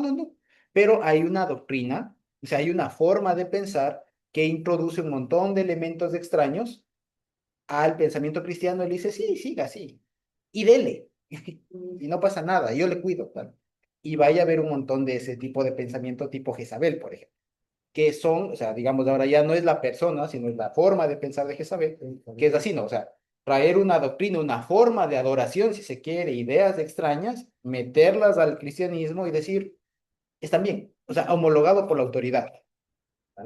Ahora hablaríamos, por ejemplo, de iglesias, de denominaciones, de doctrinas en general que tengan ese tipo de, por ejemplo. Entonces, una bien evidente, obvia, ¿ya? Por ejemplo, una bien obvia es aquella que, por ejemplo, hay en Brasil, por ejemplo, ¿no? Hicieron las famosas cristotecas, por ejemplo. Entonces dicen, ¿cómo llamamos a los jóvenes a la iglesia? Bueno, ¿qué les gusta a los jóvenes? Las discotecas, el baile. Bueno, entonces pongamos de lo mismo, pero con música movida, pero con letra cristiana, y en vez de que vayan a bailar allá, vienen a bailar acá. Y con eso se evangeliza. Lo están haciendo viral, porque ahorita, por ejemplo, sale mucho en el TikTok, música secular, pero con la letra cambiada, y pero hacen los mismos movimientos que hacen en el de TikTok, hacen con cosas de... Claro, entonces, por ejemplo, eso es, digamos, como paltito para el meme está bien. Lo grave es cuando a veces eso ya se mete a la iglesia y lo asumen como una forma de culto y tal. Están aceptando ahora, porque inclusive esto de las discotecas, ¿cómo? Esto ya hace años en Suecia. En Suecia ya decía, bueno, ven acá, esto es un baile cristiano, no hay problema, ven acá.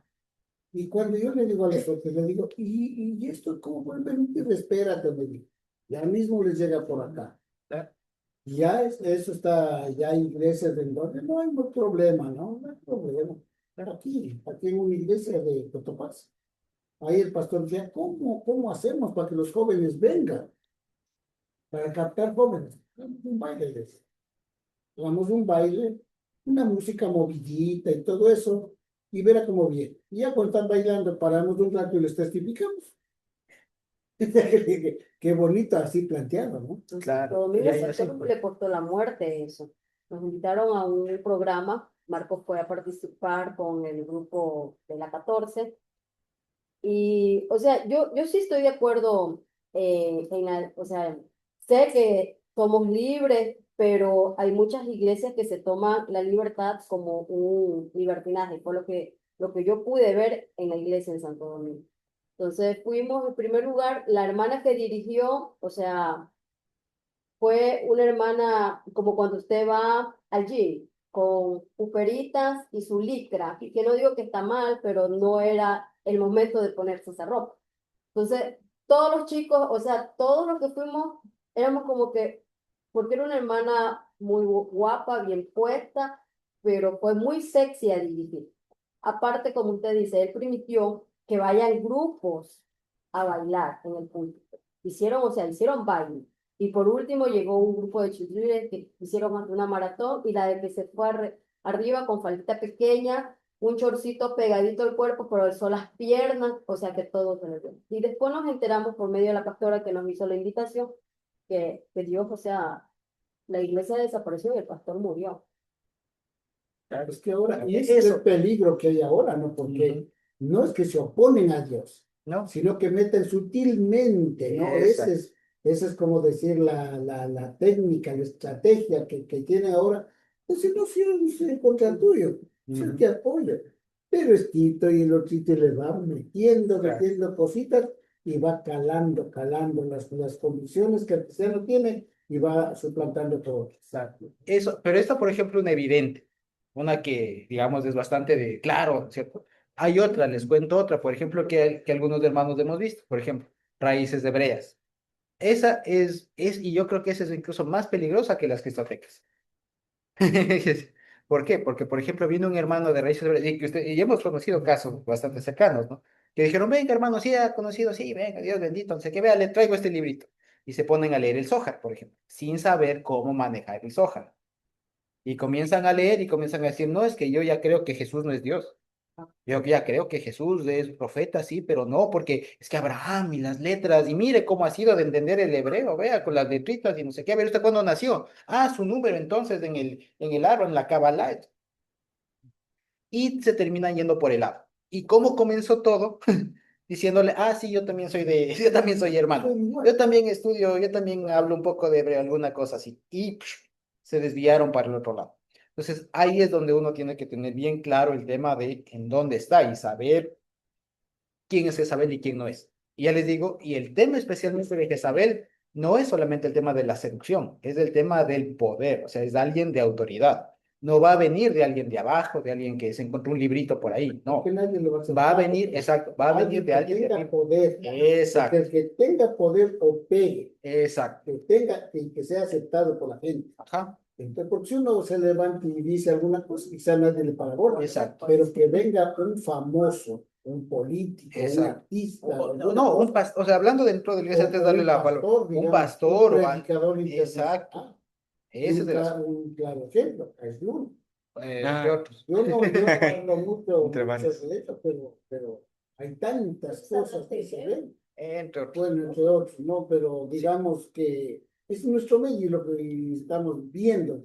Claro, que meten un montón de cosas de ahí, y claro, y ese es el chanchullo, porque comienzan diciendo, y Dios te bendiga, no sé qué, no sé cuánto, y leen la palabra, pero en el medio Le meten ahí meten ahí meten ahí el tema que uno dice, Ah, como que no, pero después otra vez y hacen el sándwich claro, bonito. peligroso. Entonces, claro, uno le dice, pero claro, ve, comienza leyendo la Biblia y amén, gloria a Dios y todo lo demás, y aleluya, y levantan las manos y no sé qué, no sé cuánto, pero cuando ya le analizan punto por punto, uno dice, creo que no, o sea, algo ha servido.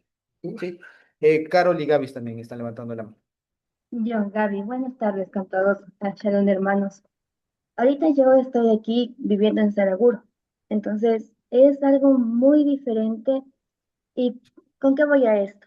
Aquí en Saraguro sucede que las prácticas religiosas son muy comunes, demasiado comunes, más intensas de lo que uno puede creer, pero es en un ámbito muy infantil, es en un ámbito muy de diversión, muy de otras cosas, o sea, porque no es lo mismo cómo se vive la espiritualidad dentro de una comunidad cristiana, dentro de una comunidad católica, adentro de una comunidad judía. O sea, las formas en cómo sucede esto es muy diferente y al estar aquí puedo ver otra realidad, la realidad más acercada hacia lo católico, ¿no? Porque aquí son hipercatólicos, o sea, existe una especie de catolicidad, se podría decir así, si va el término, muy fuerte que yo no he visto en Quito, que yo no he visto en otros lugares. Entonces, aquí se vive muchísimo ¿cómo se llama este fenómeno? Sincretismo. Sincretismo, exacto. Entonces, he visto muchísimo de este sincretismo pseudo religioso aquí en Saraguro. Y les puedo decir desde mi perspectiva, desde lo que he estado viviendo en estos meses, en que a veces el tema religioso se vuelve un tema muy infantil, muy de diversión, muy de qué fácil es, porque por ejemplo me ha pasado que tal vez en toda mi vida he visto máximo 5 procesiones en Quito, máximo. De lo que voy aquí, solo de lo que voy aquí, que ya son menos de 3 meses aproximadamente desde lo que vinimos acá a Saraguro, he visto más de 10 procesiones. O sea, es mucho y es, ¿cómo decirles? Es ese espíritu de confundir lo que es realmente espiritual con lo que es realmente una diversión o, ¿cómo les digo? Es como que están mareados, están en un punto mareado en donde simplemente siguen por seguir, porque es costumbre, porque es lo que les han dicho que se debe hacer o lo que creen que deben hacerse. Entonces, ese es el problema cuando realmente uno confunde la espiritualidad, lo que es espiritual, lo que es real, con cualquier otra cosa. Entonces, eso sucede. Y en comunidades más alejadas, en comunidades en las cuales no llega el evangelio como tal, no llega esta parte más espiritual, sino tienen esta parte mucho más ritualista. Entonces pasa que es mucho más fácil seguir el ritual que realmente ponerse a leer qué dice la Biblia, porque ellos no se pueden a pensar, ok, en la Biblia no me dice nada de ningún santo, pero no tienen esa instrucción, mm, la educación que nosotros tenemos para saber diferenciar entre lo que es simplemente tradición y lo que es realmente la espiritualidad. Entonces, eso más bien es lo que quería aportar. Sí, gracias, Gavita. Y es así, ¿no? O sea, en realidad, digamos, y como para ir cerrando toda la idea, Jezabel sigue viva hasta ahora, digamos, lastimosamente. La ventaja, digamos, y lo que se enseña también acá y se aprende de este relato, es el futuro inevitable de toda Jezabel. Y es que no va a tener parte en el mundo venidero, en el cielo no va a haber Jezabel, es decir, y que además tiene sus días contados, que aunque parezca que todavía tiene dominio, tiene poder, pero eventualmente le va a llegar su día y su destino es el acabo, o sea, ni siquiera va a haber algo que quede, no va a quedar nada. ¿Sí? Eso. Y por otro lado, también, como lo decía mi papá antes, ver cómo es que la Biblia finalmente, aunque en un inicio es lo que nos decía este Vitano, en un inicio parecía que iba a ser de una forma, que es decir, que Elías era el que iba a ungir a los 3 líderes que iban a acabar de una manera u otra con Acab, que no se dio, lo único que alcanzó a hacer Elías es ungir a Eliseo, pero no ungió a Hazael ni a Jehú, ahora lo hizo Eliseo, Su discípulo. el discípulo. Es decir, aunque no haya sido tal cual, pero se cumple. Y se cumple por el sucesor de Elías, ¿no? Y se cumple tal cual. Y el objetivo, y fíjense ustedes cómo también se entiende la historia desde la perspectiva bíblica. ¿no? Y cómo se debe entender bien la historia. ¿Por qué les digo esto también entre paréntesis, así muy rapidito? Porque, por ejemplo, me salió en el Twitter, ¿no? Y en el Instagram me salió a propósito de toda esta guerra que están con Irán y Israel, todo lo más. Ya cayó una bomba de estas, una muy cerca del Monte del Templo. Entonces, no faltará que en algún momento realmente caiga todo eso y no comenzarán con el tema de ya se viene el tercer templo, que no sé qué, que no sé cuánto, que las o sea, eso alerta a Jezabel, digo. O sea, y lo que significa es no caigan por ese lado. O sea, ese país está en guerra porque quiere estar en guerra. En realidad, y es más, por ejemplo, a ese país no le gusta estar en paz. Ese país, Eran el germen de la quiero guerra de decir ellos. A Israel no le gusta estar en paz. En realidad no, no les gusta estar en paz y juegan un montón de cosas. Pero lo que quiero decir es, no se dejen de, digamos, ¿por qué les llamaba esto? Porque les decía, como nos muestra el libro de Reyes, la historia es una forma bíblica de ver la historia. ¿Ya? ¿Por qué, por ejemplo? Porque aquí nos cuentan de un Hazael, que era un rey arameo extranjero, que hizo daño al pueblo, porque le declaró la guerra y les tenía ahí contra las cuerdas. Pero fíjense cómo, viéndolo de una perspectiva bíblica, se justifica eso. Y dicen, eso era porque este Dios lo levantó para que lo mate a cabo. Fíjense. Entonces era al final un tema de juicio contra un líder nacional mal, pecador. Y eso, por ejemplo, no se ve actualmente. Ahora no se ve en ese sentido, se ve de otra manera. La cuestión como que si fuera una especie de checklist, ¿no? De agenda. Y no, no es así. Si algo también podemos aprender de Reyes es a ver bíblicamente cómo se puede entender la historia, cómo se puede entender la historia bíblicamente. Y no es un tema de, aquí se cumplió, check. Porque si ustedes se dan cuenta, como veíamos, no se cumple tal cual. Pero hay una forma de ver cómo se cumple ya cuando el suceso pasa. Y ahí uno puede decir en retrospectiva, ya entendí y se ve. Pero no es un tema de que tiene que pasar así igualito, que eso es lo que lastimosamente hoy se busca. Se habla de Damasco. Aquí dice en Isaías que está refundidísimo. Aquí dice que... Y no va así, no va así. El libro de Reyes también nos sirve para ver cómo incluso en la época se fueron cumpliendo ya cuando pasó las cosas, cómo se cumplían las profecías y cómo se entendía y no había lío. Sí, Y eso. también nos hace pensar a nosotros como cristianos que dice la palabra, pues no, dice, en los postreros tiempos habrán muchos engañadores que se levantarán y sutilmente introducen ciertas cositas que parecen aceptables, no muy dañosas, es como darle un caramelito, ¿no? Ya qué agradable, qué rico, pero después no sabe qué más hay. Entonces, para todo eso los cristianos debemos de estar primero conociendo la palabra, y una vez que conocemos, no vamos a ser presa fácil de los engaños que nos vienen. Entonces, nosotros estamos en capacidad, con la ayuda del Santo Espíritu de Dios, de definir, de determinar lo que es de Dios y lo que no es de Dios. Lo que es la palabra de Dios, lo que está de acuerdo con la sana doctrina, como dice la Biblia, y rechazar todo aquello que parece, pero no es. Porque dice la Biblia que hasta el diablo se viste de ángel de luz para engañar a veces a los incautos, a los que no están bien preparados, ¿no? Entonces es un llamado para todos estar preparados, conociendo la palabra, viviendo la palabra y también examinando lo que la gente va diciendo ahora, que parece que es un anzuelito para cazar gente, ¿no? Entonces eso es también un llamado para nosotros. Así es. Así es. Eso. Quizá alguna pregunta, algún comentario adicional por ahí, ¿no? Bueno, entonces creo que podemos terminar con la grabación por ahí. Estevita. Sí, solo igual, algo que igual también me llamó la atención es como en este capítulo ven, bueno, o sea, no sé, pero como que entendí o vi que había una respuesta de Dios a lo que Elías estaba pasando en Primera de Reyes 19. Cuando leímos en esos capítulos todo lo que estaba sintiendo Elías y el Señor le manda a ungir a estos tres personajes. Claro, uno dice, bueno, como que no hubo una respuesta directa de lo que estaba siendo perseguido por parte de Acabi y de Jezabel.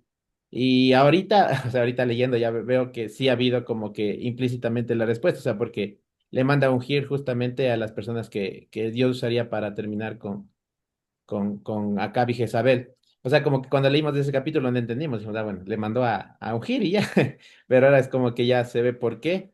Y incluso ahorita que Jehú en alguna parte habla de, hay una frase habla y menciona las palabras de Elías, cuando dice, ciertamente yo vi la sangre de Nebot y te daré la paga en esta misma heredad. Eran unas frases de Elías, como que sus palabras no quedaron vacías, o sea, lo que, ¿cómo diría? Como que el Señor a la final respalda a nosotros, a cada uno de nosotros como su siervo, ante esas injusticias que a veces uno puede sufrir.